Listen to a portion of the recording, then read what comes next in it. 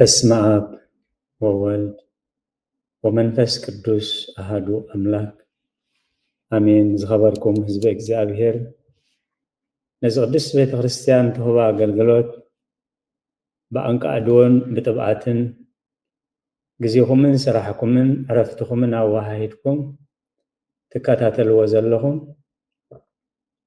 እቲ ክሳብ ሰዓት ዝብድሓነ ሰላም ዓቂቡ በዚ ቅዱስ አገልግሎት ክንሳተፍ ዝረዳአና ልዑለ ባህሪ ፈጣሪና አምላከ ቅዱሳን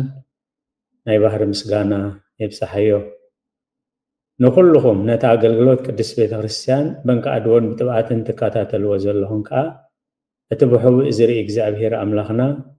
አምላከ ቅዱሳን እሴተ ጻድቃን አስበተ ንክፈልኩም።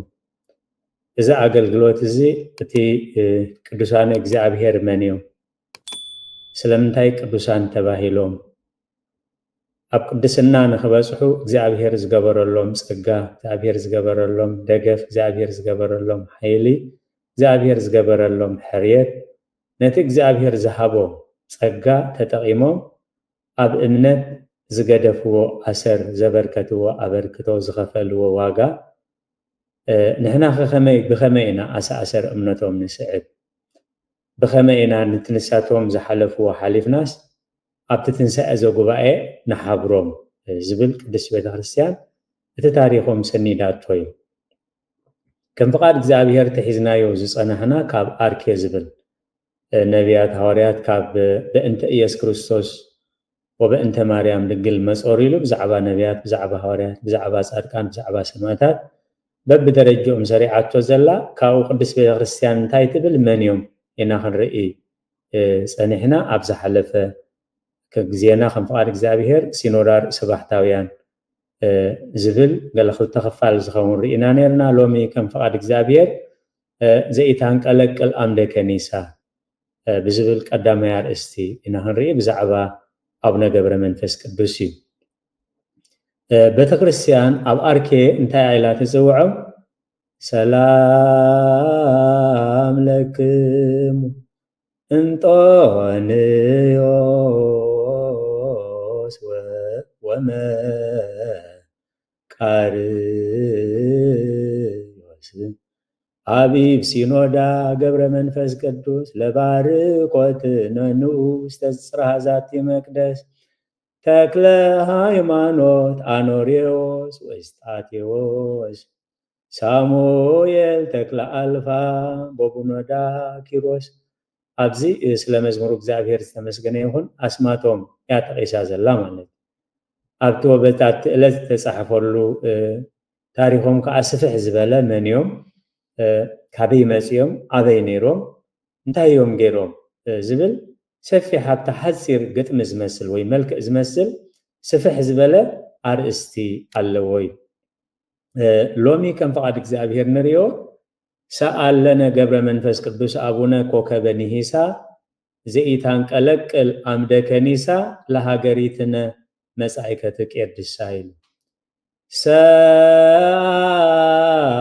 ሰአለነ ገብረ መንፈስ ቅዱስ አቡነ ኮከበ ኒሂሳ ዘይተንቀለቅል አምደ ከኒሳ ለሃገሪትነ መጻኢከት ቄድሳ ሰአለነ አስተምህር ለነ ጸልየልና አማልደልና ናቱ ሐዋርያ ኢቆም እንታይ ኢሉ ዘሎ? ጸሎቱ ለጻድቅ ትክልወት ረዲ ኢሉ ማለት ጸሎት ጻድቅ ብግብራ ብዙሕ ተስልጥ ኢሉ ኤልያስ ከማና ዝሰብ ኢሉ ከምቲ ንሕና ንሞተ ይመውት ግን ሰማይ ዝናም ከየዝንብሲ ናብ ኣምላኽ ጸልዩ ሰማያት ዓጽ ዝናም ዓጽ ናብ ኣምላኽ ጸልዩ ከዓ ዝናም ከም ዘደም ገይሩ። ስለዚ ገብረ መንፈስ ቅዱስ ኣቦና ናይ ንሂሳ ናይ ብህንሳ ኮኸብ እዩ። ቅዱስ ቤተ ክርስቲያን ሓቀኛ ታሪክ ስለትውንን ገብረ መንፈስ ቅዱስ ኣበይ ዓዶም ኣበይ ተወሊዶም ኣብ እምነት ሓቀኛ ታሪክ ከም ዝናተይ ክትገብር ዓብ ሰብ ስለዝኾነ ቅዱስ ሰብ ስለዝኾነ كستو ود عدناي كستو ود وراجناي اب منفساዊ ህይወት ቆም የለኒ እቶም ቅዱሳን እግዚአብሔር አብዝቶ ወልዱ ተወሊዶም በመንፈስ ቅዱስ ተመሪሖም ናብቲ እግዚአብሔር ዘዳለወሎም ቦታ እዮም ዝመጹ ስለዚ ኣብቲ እግዚአብሔር ዘዳለወሎም ከመጹ ከለው ኻኒ በመሪሕነት መንፈስ ቅዱስ ነቲ ህዝቢ እግዚአብሔር ዘዳለወሎም ስራሕ ንኽሰርሑ እዮም ዝመጹ ማለት ስለዚ ካብ ብህንሳ ካብ ንሂሳ በመንፈስ ቅዱስ ተመሪሖም ናብ ምድሪ ኣግዓዚ ክመጹ ከለው ኣብ ምድሪ ኣግዓዚ ንዓቶም ዝጠቅም ብቁዕ ማሕደር ገዳም ወይ ዕረፍቲ ስለዝነበረ ኣይኮነን በመንፈስ ቅዱስ ተመሪሖም ዕላማ እግዚአብሔር ከዓ እቲ ምድሪ ኣግዓዚ ብብስራተ ወንጌል ካብ ጸልማት ናብ ብርሃን ካብ ጥፍኣት ናብ ድሕነት ካብ ክሕደት ናብ እምነት ካብ ርክሰት ናብ ቅድስና ንኽመጽእ መር እግዚአብሔር ዝጸውዖም እዮም ማለት ስለዚ ኮከበ ንሂሳ ኢሉት ዝተወልደሉ ዓዶም ብህንሳ ወይ ንሂሳ ይብል ዘይታንቀለቀል አምደ ከኒሳ ዘይትናቃነቅ ናይ ቤተ ክርስቲያን ዓንዲ ስለዚ ምምጽኦም ከኣኒ ንሸቐጥ ንንግዲ ንረብሓ ስጋ ዘይኮነ ለሃገሪትነ መጻእከ ትቀድሳ ንሃገርና ንኽትቀድስ ብጸሎት بتمرت وانجيل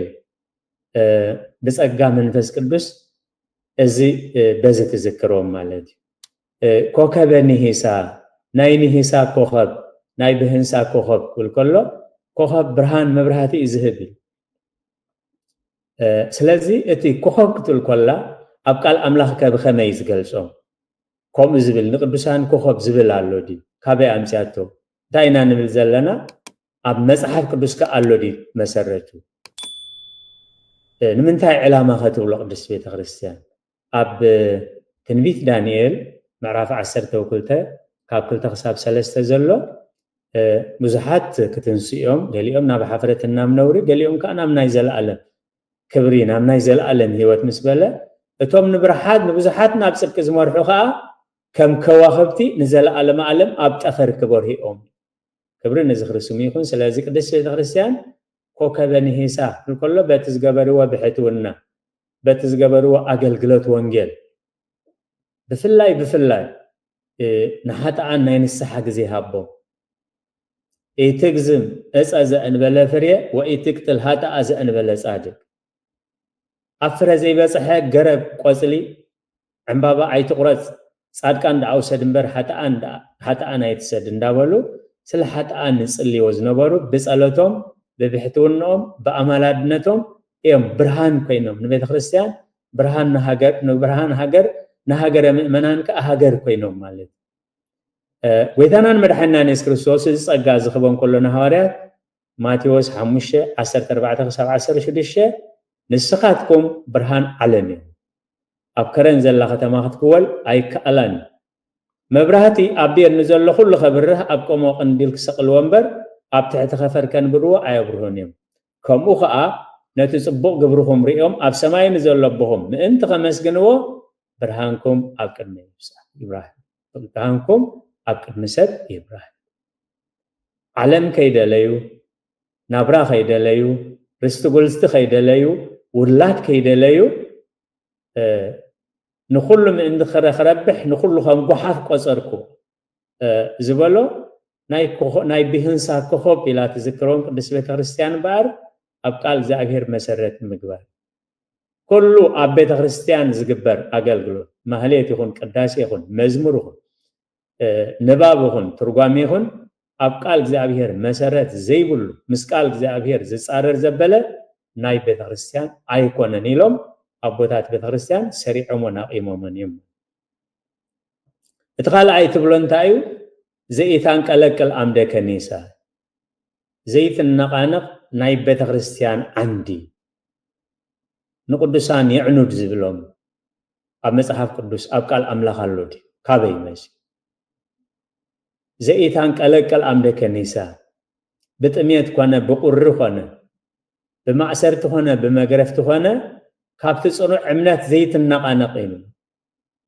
ናቱ ንዕኦም ጥራይ ዘይኮነ ኣብ ቅዳሴ ኣትናቴዎስ እንታይ ዝብል ወይኩን እገሪክሙ ከመ ቅትራተ ሐጺን ዘእያንቀለቅል وإتاقدمدمو أقاريكمو بغزي صلوتي أب غزي صلوت أقاركم أتحلاليكم تتواي تبال كمتي ناي أعندور بيلار بلو مالتي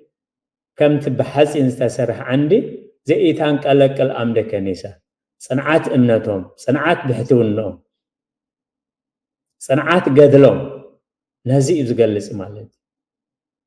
سلازي يعنود بلدو قدوسان اب غلاطيا حواريا قدوس باولوس نتوم حواريات كغلصهم كله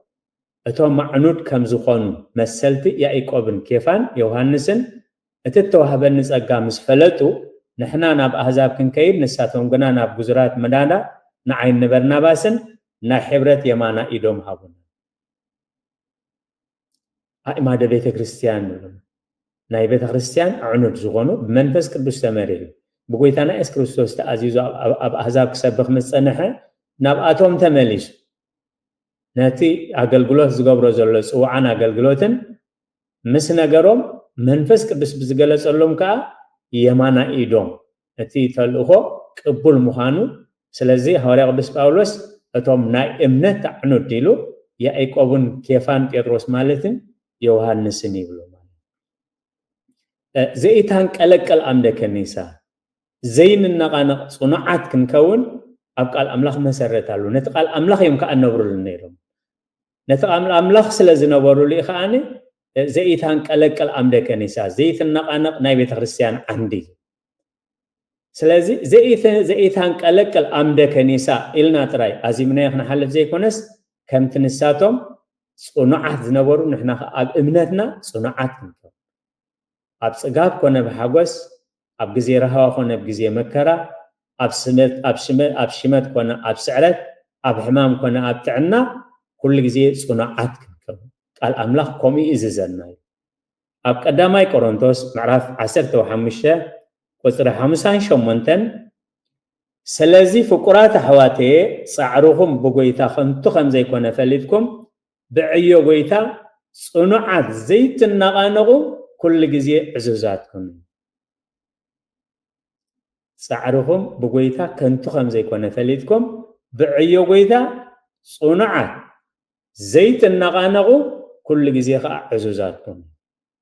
نزقال أملاخ بهوت نبي رملو زابير موغوس هيبو مودعتو أمهزبير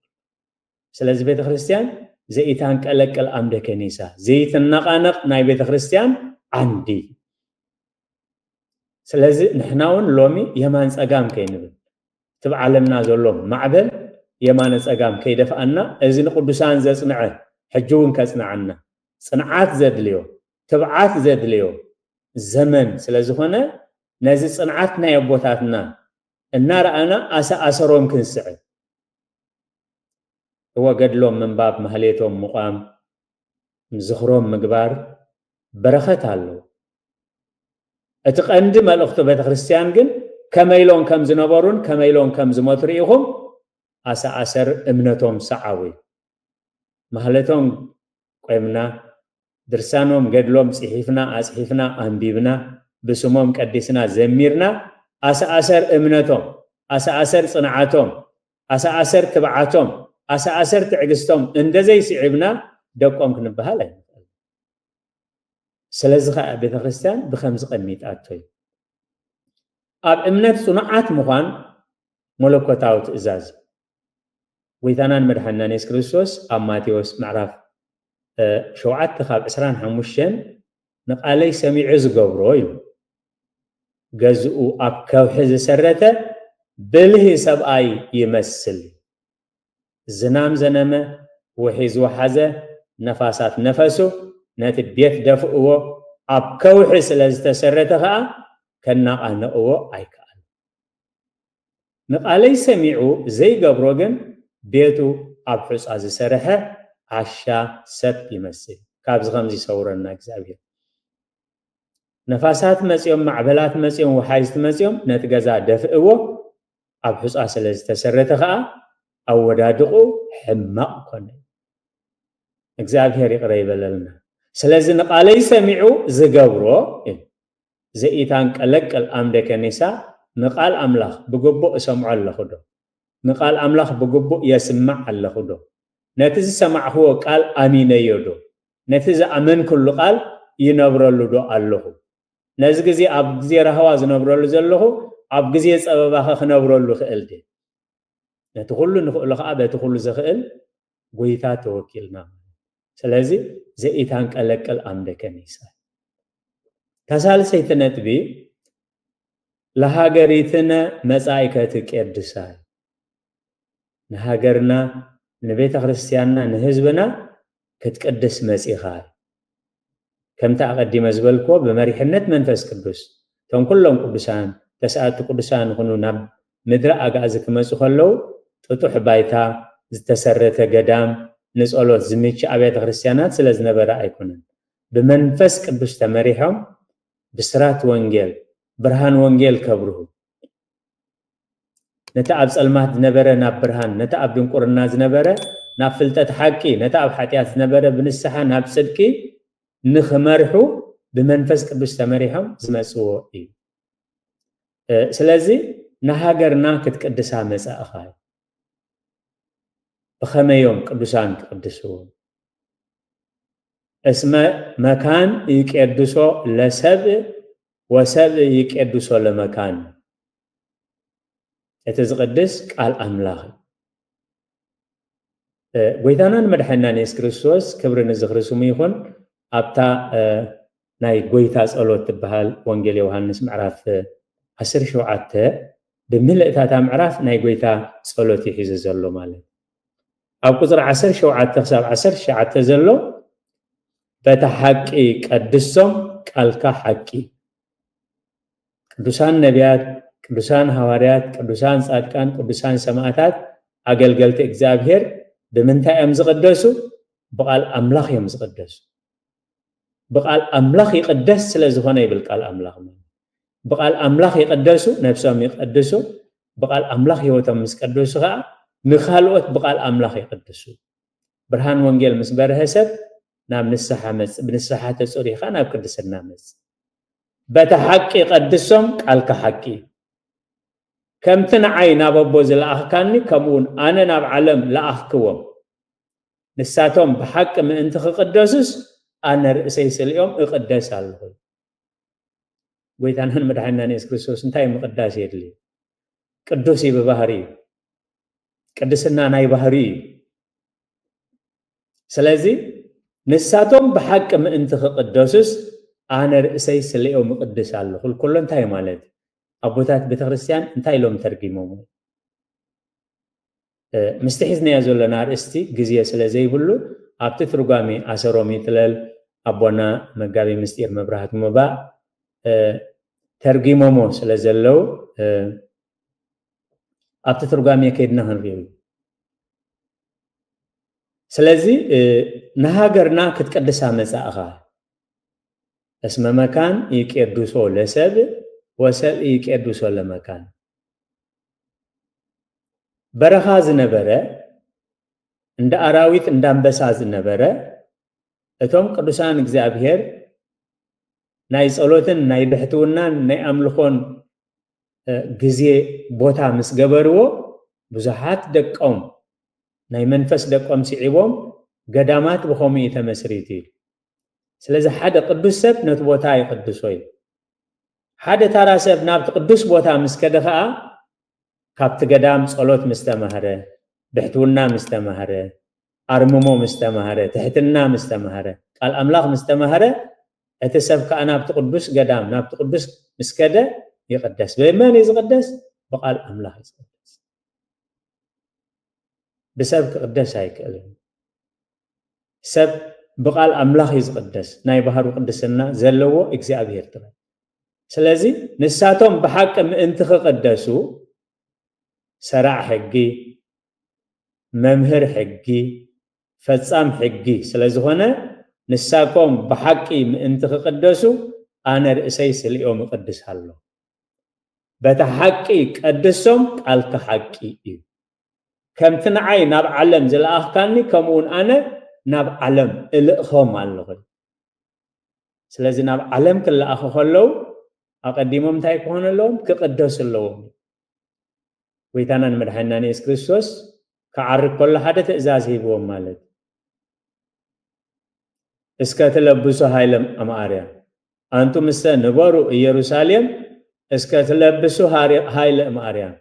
اسخاتكم جنا قبل على حيل ساب تقبلوا أب كتما يروساليم سنهم قبل على حيل خي تقبلوا انتدأ خيدهم كمتي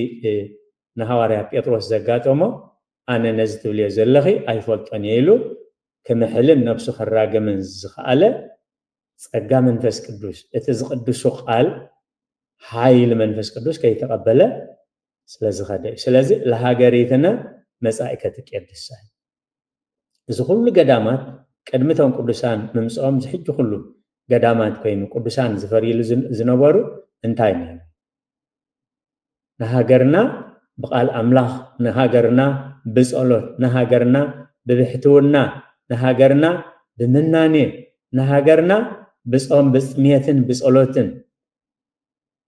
بسبعين كتقدسا نساكاي نياتو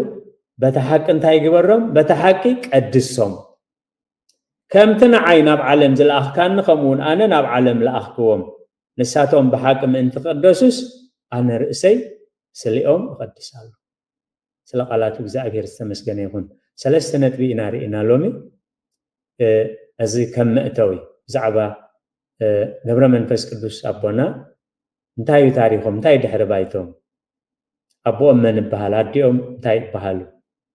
ከመይ ሓሊፎም ብከመይ ተወሊዶም ካብቲ ዓቅሊ ናይ ስድራ ቤቶም እንታይ ኢና ንሕና ንመሃር ቤተክርስትያን ብከመይ ኣተዘክሮም ዕረፍቶም ሓሙሽተ መጋቢት ክበዓል ከሎ ቅድስት ቤተክርስትያን ብከመይ ኣተዘክሮም ሕጂ ብከመይ ዝበዓል ዘሎ ምናልባት ነቲ ዕሙቕ ዝበለ ታሪክ ዘይንሪኦ ሎሚ ብመስተን ብዳንከራን ብጓይላን ብስኽራንን ክበዓል ከሎ ትንግደት ከምኡ ክመስለና ክእል እዩ ኣቦታትና ግን ከምኡ ኣይኮነን ሰሪዖም ወይ ሕጊ ቤተክርስትያን ግን ከምኡ ኣይኮነን ዝብል ካብቲ ዝገርም ቅዱሳን ኣቦታትና ኣሰሮም ምጥለል ኣብ ኣብይ ጾም ዝኾነ ድግስ ስለ ዘይግበር እተን ኣብ ኣብይ ጾም ዘለዋ ክብረ በዓላት ቀይሮመን ገብረ መንፈስ ቅዱስ 5 መጋቢት በዓለ መስቀል 10 መጋቢት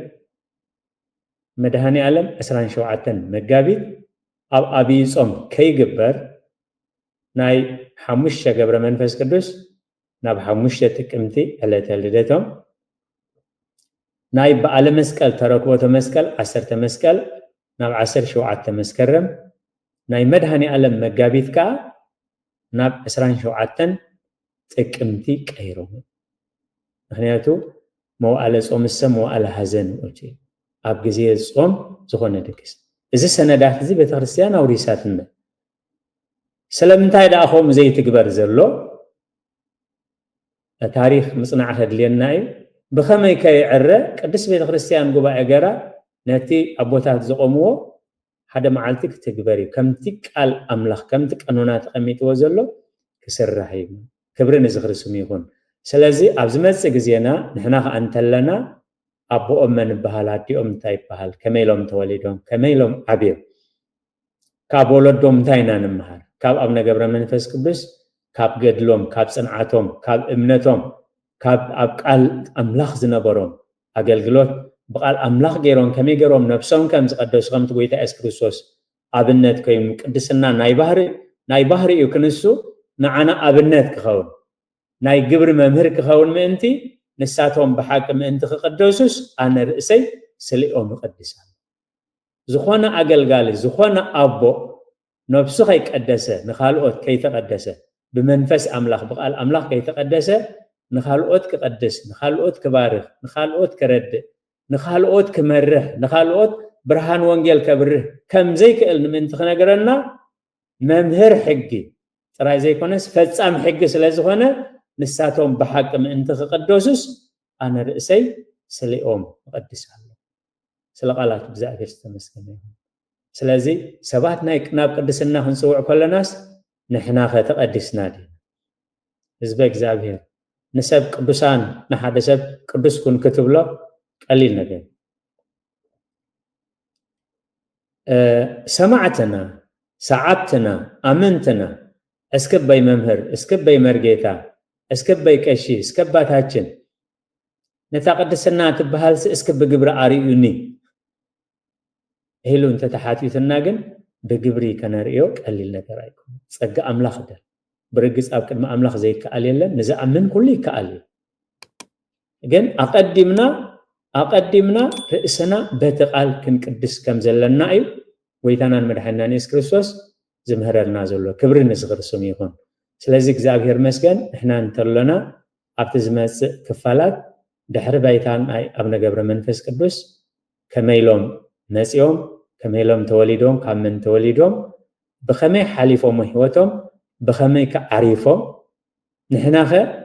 ኣሰሮም በኸመይና ንስዕብ አብትዝመጽ ክፋላት ንሕና እንተለና አምላክ አንተ ፈቅዶ ክንሪኦ ኢና ንቃል አምላክ በአንቃ አድወን ብጥባዓትን ስለሰማዕኹሞ አትገብርዎ ጸሎት ኩሉ እግዚአብሔር ይስማዕኹም ጸጋ ጎይታናን መድኃኒናን ኢየሱስ ክርስቶስን ፍቅረ አምላኽን ሕብረት መንፈስ ቅዱስን ኣብ ጽርሐ ጽዮን ኣብ ልዕሊ ቅዱሳን ኣቦታትና ሐዋርያት ከም ዝወረደ ሕጂውን ኣብ ልዕለይና ኣብ ልዕሊ ኩልኹምን ዕጽፍን ድርብን ኮይኑ ይረድ ስለ ቃላቱ እግዚአብሔር ዝተመስገነ ይሁን